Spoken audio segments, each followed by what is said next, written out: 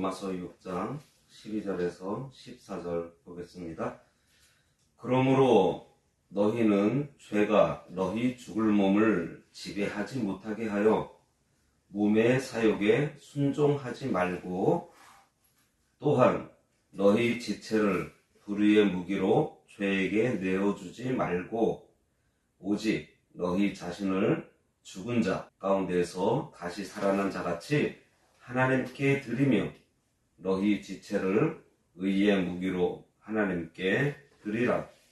죄가 너희를 주장하지 못하리니 이는 너희가 법 아래에 있지 아니하고 은혜 아래에 있음이라.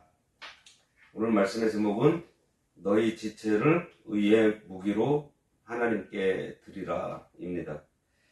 앞에서 바울은 그리스도의 은혜로 죄에서 죽은 자가 다시 죄에 거할 수 없다는 것, 그리고 성도는 마땅히 의에 거해야 함을 이야기하면서, 또한 그 의에 거하는 성화의 과정은 점진적으로 이루어질 것을 언급했습니다. 그러나 이어지는 오늘 본문은요, 성화를 위해 성도가 갖추어야 할 자세를 두 가지 비유로 보여주고 있어요.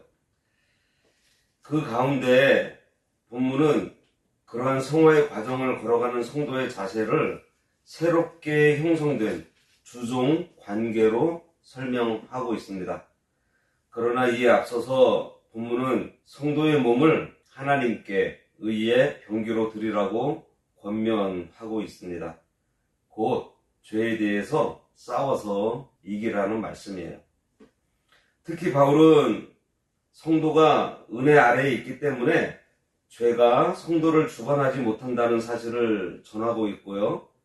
그러므로 죄에서 해방되었다는 것을 강조함으로 성화를 위해 성도가 하나님의 종된 자로서의 어떠한 자세를 가져야 할지 보여주고 있습니다. 이것은 성도가 이제는 죄의 권세 아래 있지 않고 죄로 인한 심판에서 벗어나 하나님을 주인으로 모시게 되었고, 성도는 주인 대신 하나님의 성품을 닮아가는 삶을 살아갈 수 있게 되었다는 말씀입니다. 12절, 그러므로 너희는 죄가 너희 죽을 몸을 지배하지 못하게 하여 몸의 사욕에 순종하지 말고, 그랬습니다. 여기서 그러므로는 지금까지 성도들이 어떻게 죄에 대해서 죽고 하나님에 대해서 사는지에 대해 바울이 설명한 데 이어서 이것을 실제적인 삶 가운데 적용시키기 위한 어떠한 연결고라고 볼 수 있습니다. 너희는 죄가 너희 죽을 몸을 지배하지 못하게 하라 그랬어요. 성도들이 옛사람을 그리스도와 함께 십자가에 못 박았다고 해서 죄 자체가 없어진 것은 아닙니다. 뿐만 아니라 이 죄는 아담의 범죄 이래 타락하고 부패된 이 죄의 성향을 지닌 우리를 자꾸만 미혹해서 또다시 죄의 종노릇을 하게 하려고 무단히 애를 써요. 그래서 이것에 대해서 대항하지 않고 그냥 방치해 둔다면 죄는 맹렬하게 우는 사자와 같이 상틀자를 찾듯이 하나님의 택한 성도라도 넘어지게 하려고 달려듭니다. 따라서 우리는 법적으로 죄에 대해서 죽은 자라는 사실에 걸맞게 실제 생활에서도 부단히 죄와 싸워서 진정한 그리스도인으로서의 모습을 갖춰야 할 것입니다.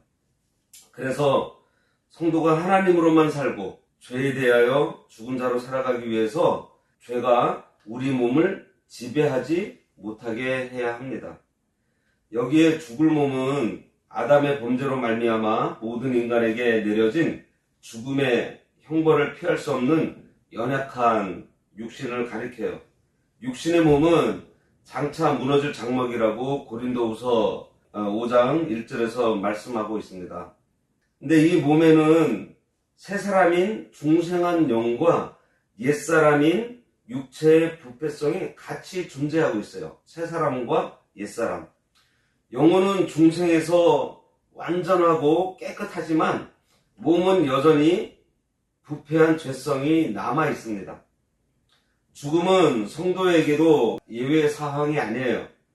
그러나 사망이 영원토록 성도들을 주관하지 못하는 것은 예수님께서 재림하실 때에 죽었던 성도들은 다시 살아서 주를 맞는 자, 물론 죽지 않고 예수님을 맞게 되는 사람들은 부활체로 변해서 영생의 자리로 옮겨져서 완전한 구속을 받게 됩니다.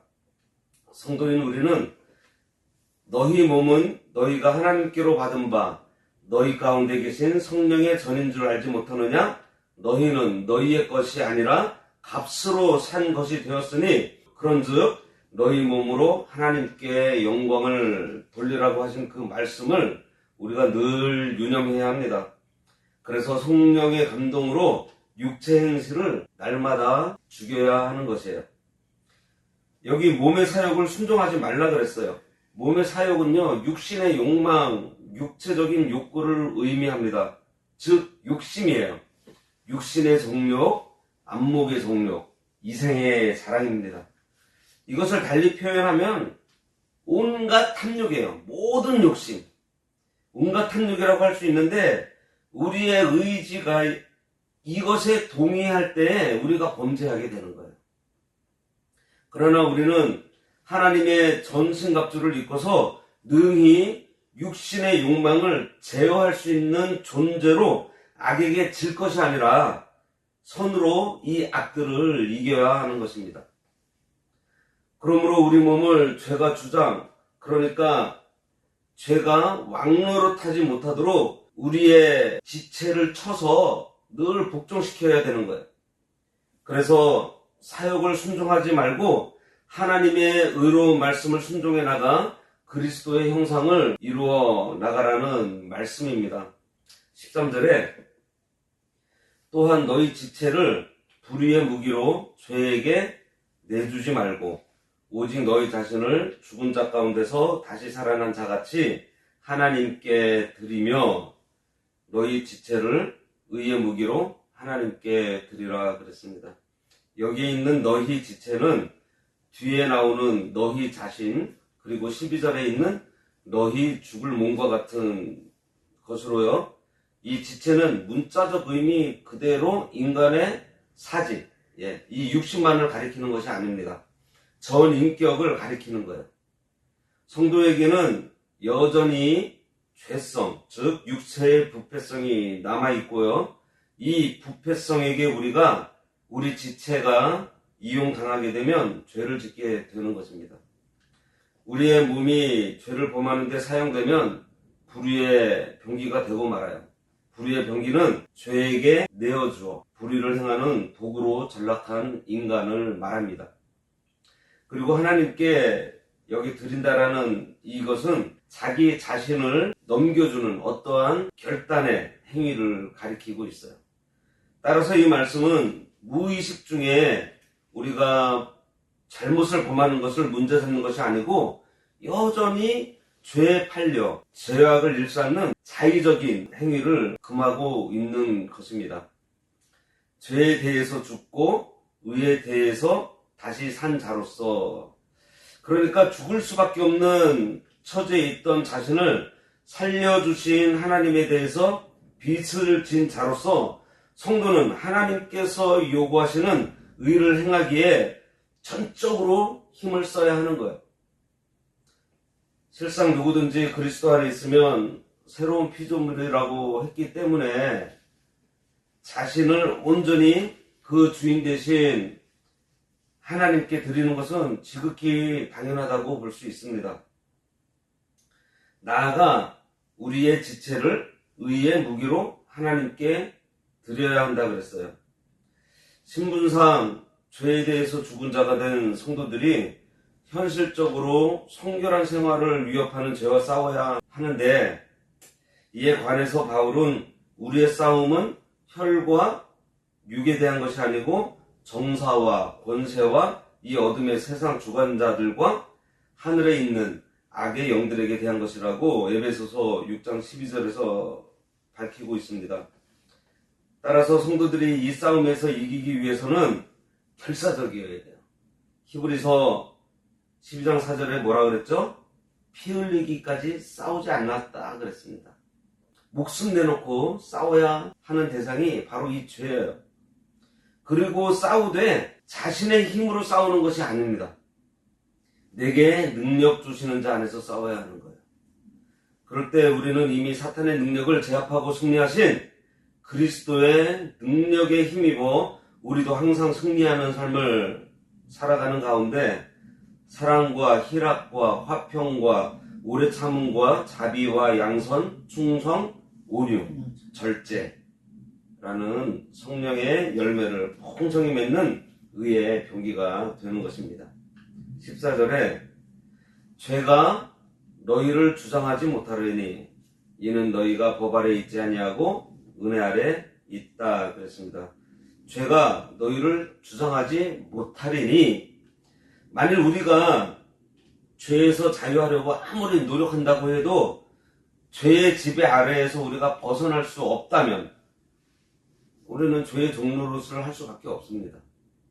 그러나 바울은 우리들에게 너희는 죄로 너희 죽을 몸에 왕노릇하지 못하게 하라고 12절에서 명했을 뿐만 아니라 지금 여기에서는요, 죄가 우리를 주관하지 못한다는 객관적으로 입증된 사실까지 알려주고 있어요.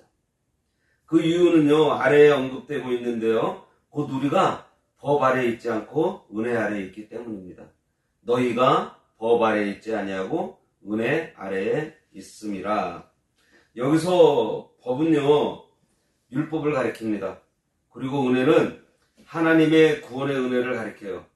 사실 연약한 인간은 율법의 요구 조건을 충족시킬 수 없는 무능한 존재입니다. 때문에 율법 아래에서는 늘 정죄를 당하게 될 뿐이기 때문에 죄가 왕노릇 할 수밖에 없어요. 그러나 하나님의 은혜 아래에 있는 자는 예수 그리스도의 보혈로 깨끗하게 죄 용서함을 받게 되니 더 이상 그 사람에게는 죄가 왕노릇 할 수 없는 것입니다. 사도 바울은 이것을 다르게 표현해서 그리스도 예수 안에 있는 자에게 결코 정죄함이 없다고 말하고 있습니다. 성도는 율법의 정죄를 받아 예수님과 함께 십자가에서 죽어 죄값을 다 치렀기 때문에 더 이상 법 아래에 있지 않아요.